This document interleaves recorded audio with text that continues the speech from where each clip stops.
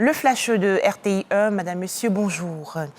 La Côte d'Ivoire et le Congo-Brazzaville renforcent leurs relations. En effet, 13 accords de coopération ont été signés hier au Palais de la Présidence dans la commune du Plateau dans le cadre de la visite officielle du président congolais Denis Sassou Nguesso. Toujours en Côte d'Ivoire, le Fonds interprofessionnel pour la recherche et le conseil agricole, le FIRCA, évalue les prestations réalisées par les entreprises cotonnières dans les différentes localités de production. Cette activité intervient dans le cadre de la campagne 2022-2023. Objectif, permettre aux producteurs d'échanger avec les responsables d'entreprises cotonnières, le ministère et autres acteurs de la filière. Dans l'actualité également, la signature de cette convention entre la Confédération des artisans de l'Afrique de l'Ouest et une structure œuvrant dans le secteur du foncier. Cet accord prévoit l'exploitation d'un espace de 325 hectares à Yamoussoukro, dans la région centre du pays, et cela au profit des artisans. Projet estimé à 150 milliards de francs CFA. Plus de détails dans ce reportage de Frédéric Oulaye et Godefroy Okambawa.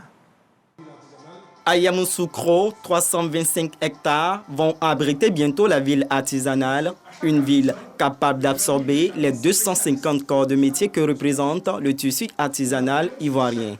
Cette maquette présentée ce jour témoigne du rêve qui se concrétise pour les artisans de Côte d'Ivoire. Un protocole d'accord a été signé entre la Confédération des artisans de l'Afrique de l'Ouest et une structure de topographie. Il s'agit de permettre à l'artisan d'être propriétaire de son atelier et de bénéficier aussi d'une opération immobilière.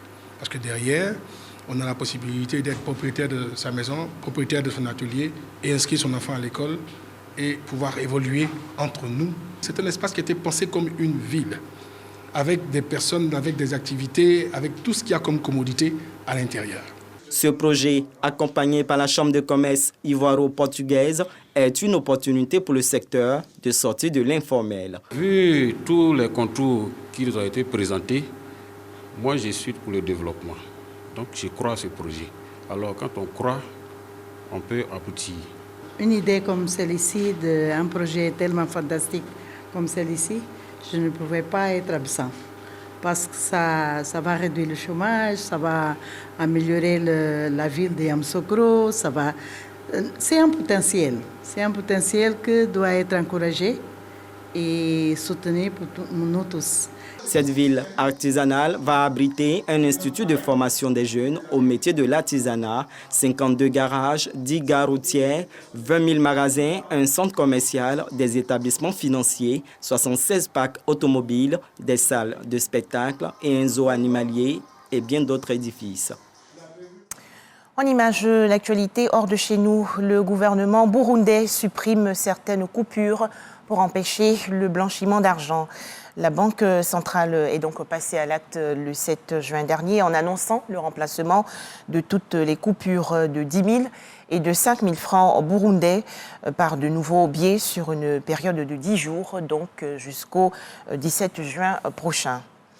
Sport, football, Kylian Mbappé a informé le Paris Saint-Germain qu'il n'activerait pas l'année supplémentaire à sa disposition pour prolonger jusqu'en 2025, ce qui force le club français à envisager un départ dès cet été pour récupérer une indemnité de transfert.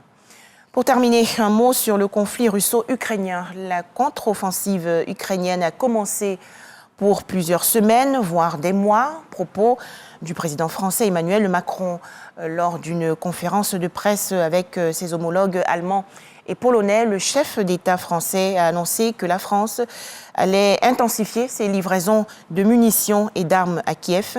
À noter que sur le terrain, l'Ukraine affirme avoir repris 7 villages aux forces russes dans le sud et l'est du pays. Mais les pertes sont lourdes des deux côtés. Merci de nous avoir suivis. 13h, le journal de RTI1.